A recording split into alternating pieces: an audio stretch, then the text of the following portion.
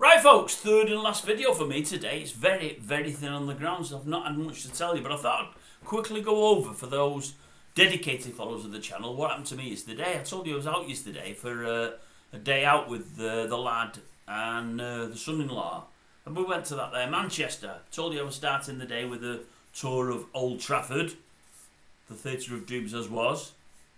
And then also was doing the old Fools and Horses. I think it was at the Opera House, wherever it was anyway. We went to see Fools and Horses. And I'll tell you how it went. It's pretty interesting. We ended up with an Indian at the end of the day. I'm going to finish this off before telling you fully about the Indian, because I'm going to do a bit of a review on the Indian tomorrow. I've not got time tonight. And let you know what I think of that. It's supposedly one of Manchester's best, I believe. I have been once before. When I went once before, it was about 8 or 10 years ago with a former girlfriend of the son's. Not with her, I was with the son as well, and her indoors, and him and his girlfriend. He's not with her anymore. And the night I went, it was alright, but it wasn't brilliant. Considering it's one of Manchester's best, and known to be one of Manchester's best, I was a little bit disappointed a few years ago. I'll tell you what I thought last night, probably tomorrow. But how did our day go? Well, we got there a little bit late. We missed the first couple of minutes of the tour, only a couple of minutes. I think the daughter had got that for me for Christmas, I think. I might be wrong. Anyway, I went with the son. He's another United fan, like myself. And the son-in-law, that one was a bit weird because he's a monster Everton fan.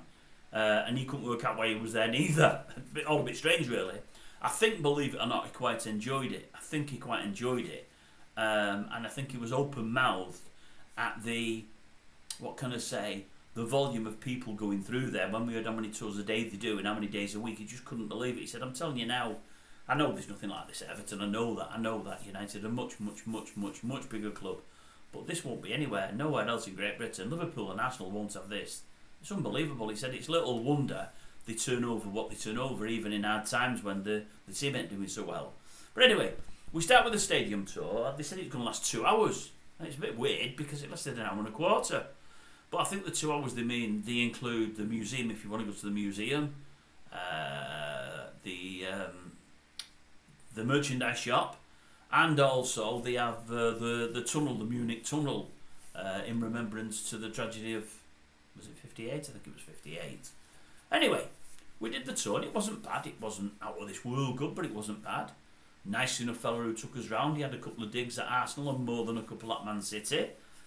They went down pretty well. It didn't bother me really either way, but folks seemed to like them.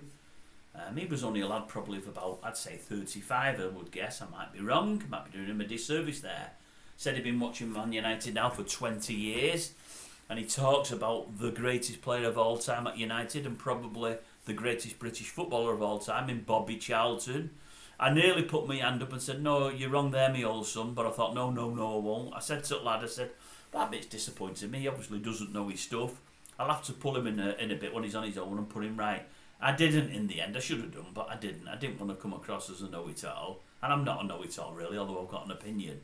But I wanted to say to him, you can't have Bobby Charlton as the greatest British footballer of all time when there's one player there that he's played with that he said I could get nowhere near him. The only player I've ever played with or against in my lifetime that made me think I was inferior. And that was the great Duncan Edwards. He might have died young, but Charlton says he's the best he's ever seen or ever played with. So you can't put Charlton as the number one when you've got old Dunk there. Can't be done. But I never put him right, as I say. But did the old tour, and it was alright, quite enjoyed it. Then we decided to do the old tunnel. Did the tunnel first before the museum, because I said I really fancy the museum. I really want to see the museum. But we did the tunnel first. And I've got to say, I got a bit tearful. I'm a bit embarrassed to say it. But no, I'm not embarrassed. I'm saying it anyway. Especially when I read about Dunk. Anything that I read about Duncan gets to me. And it's weird because I wasn't alive when he was. I was born 2 or 3 years after he died. But my best mate in junior school knew everything about the babe. Same age as me. But he had a lot of older brothers and his dad. All died in the Hull United fans. I think he was one of about 5 brothers. He had about 3 older than him, I think. And obviously his dad. They all love United, and he knew everything about the babes and everything, and he told me stories of this player and that player and the other, but he always used to tell me about Duncan Edwards and the affinity that Matt Busby had with him and how it broke Sir Matt when he realised Duncan hadn't made it, and how wonderful he was, Duncan, to to last that 15 years when most bodies would have given up, but what I fancied was to last the 15 days with his internals all smashed up really. And I've always remembered Duncan and whatever else, and then I've read things in the last sort of 10 years from Bobby Charlton and others of that ilk talking about him, and I've always held him in or put him on a pedestal for all I've never seen him play. So whenever I read anything about Duncan, I get upset, and I was that way yesterday, but in a good way. And I enjoyed it. I enjoyed the tunnel, but then went to the museum, and I've got to say, the museum was absolutely fantastic. I loved it. Thought it was great. In fact, I've given the game away here, really. I was just going to say what we did, and I wasn't going to rate any of them. But the museum, for me, brilliant. So anyway, after that, we got a taxi into that there Manchester. One of these, is it Ubers? They're a bit cheaper, I believe. That was was on tour about 1 o'clock, ended about 2:15.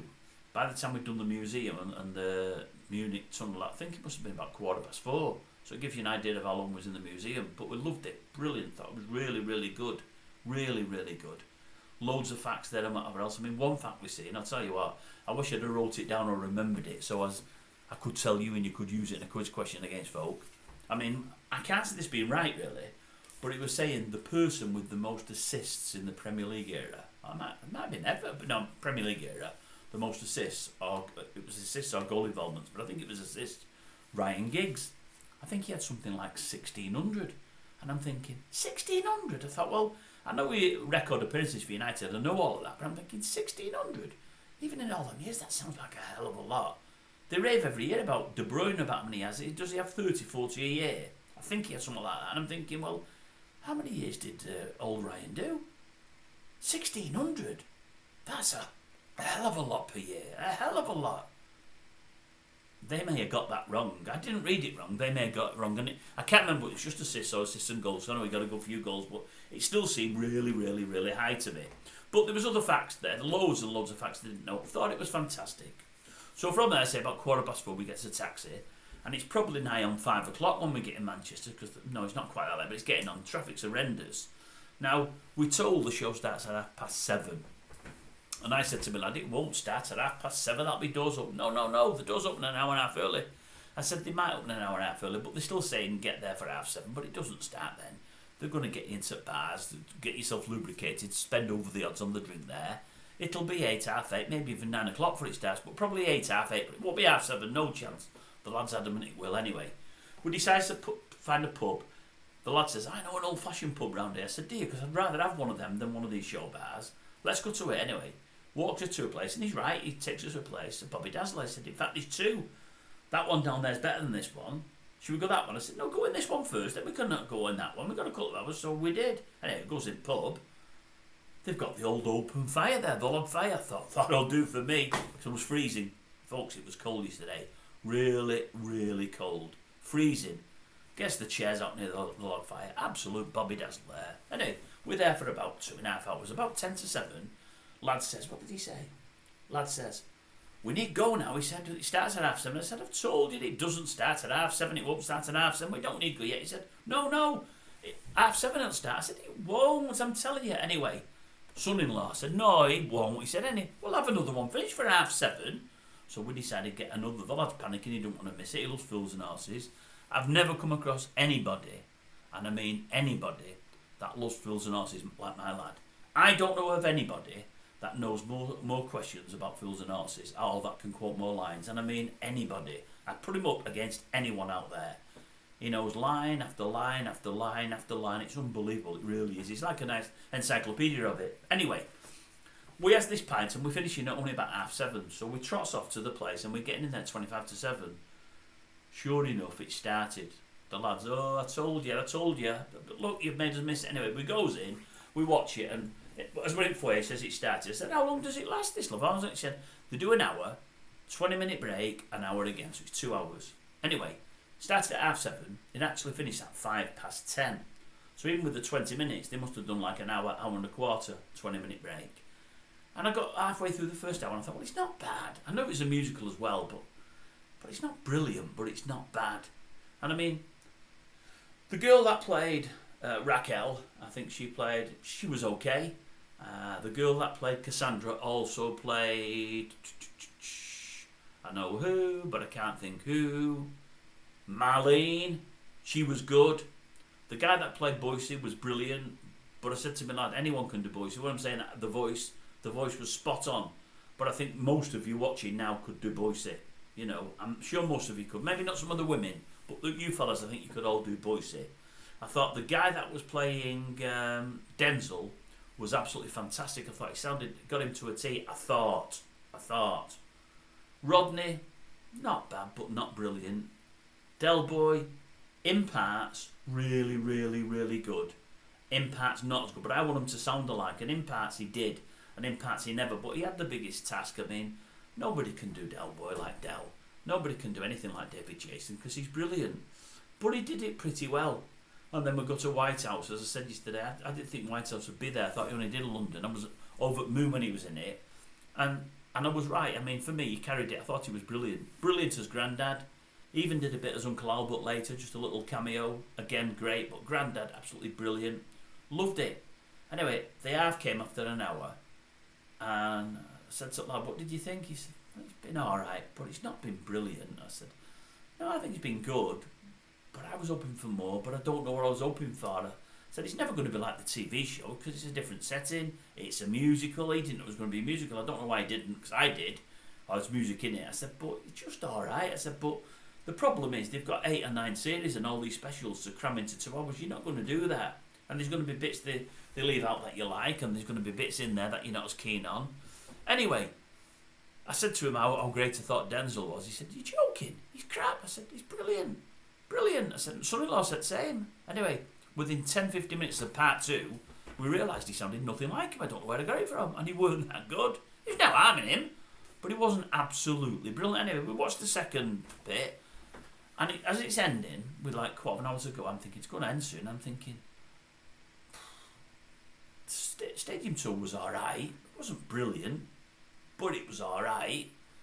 I thought, this tonight, the Fools and Horses, not bad, but not brilliant. You know, not brilliant at all. I thought, sounds sad this, but I think my high spot of the night is going to be the Indian. But you see, folks, I've told you, I like my food.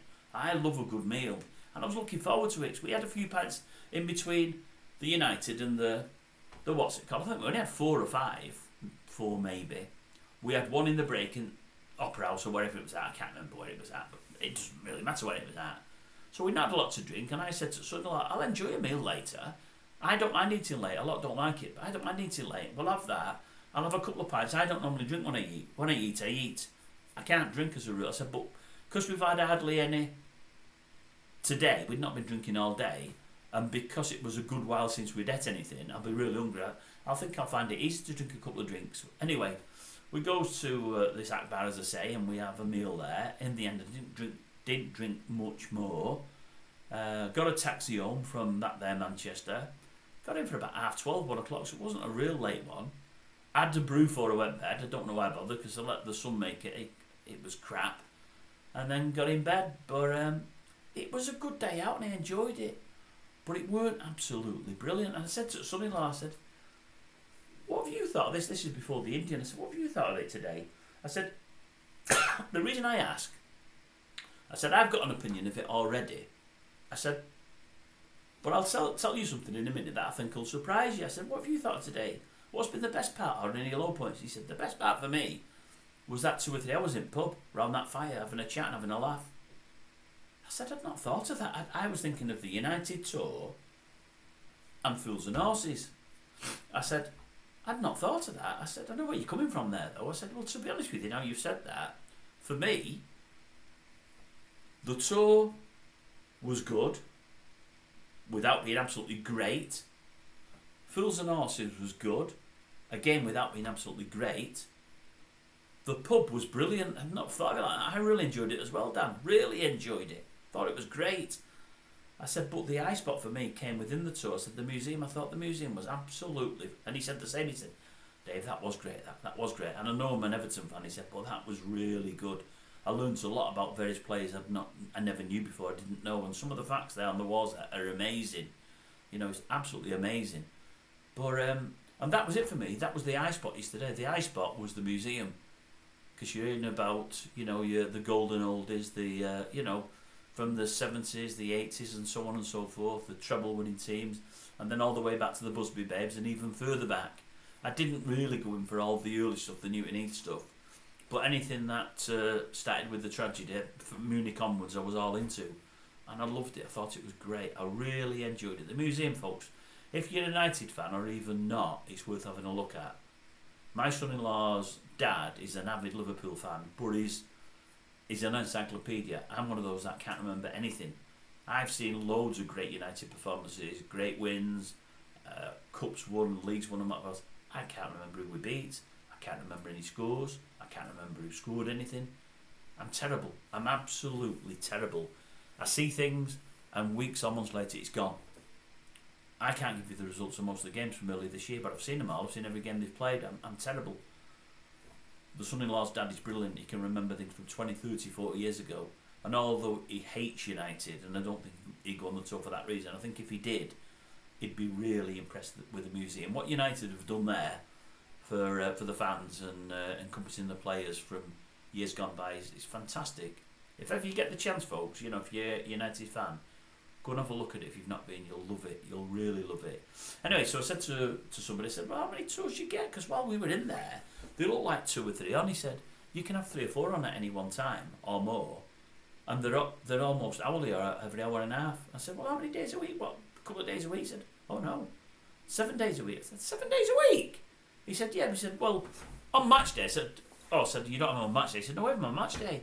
They cost a bit dear on match day, but we have less tours on the earlier on. And it depends what time the kick-off is. It's got to be a late kick-off. Because for an early kick-off, the players are in here 3 or 4 hours before it starts. So you can't, 12 o'clock kick-offs, you can't have any stadium tours then. He said, but other than that, he said, oh, they're on all the time. I said, well, there's about 40 on our tour just. And I seen about 3 other tours the same hour. So there's like 120, 160. If they've been having them all day long, God knows how many that is. 6 days a week, God knows how many that is. Then per month, per year. I said, you must have thousands and thousands and thousands. He said, we do on a monthly basis. Thousands, he said. And you don't have to book. You can walk in off the street. He said, a lot of people are walking. Have you got any tours on today? Yeah, there's one starting in half an hour.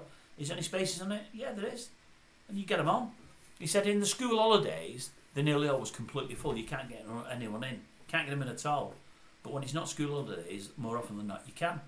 But he said, they're all well supported, the tours. They're all high double-digit numbers.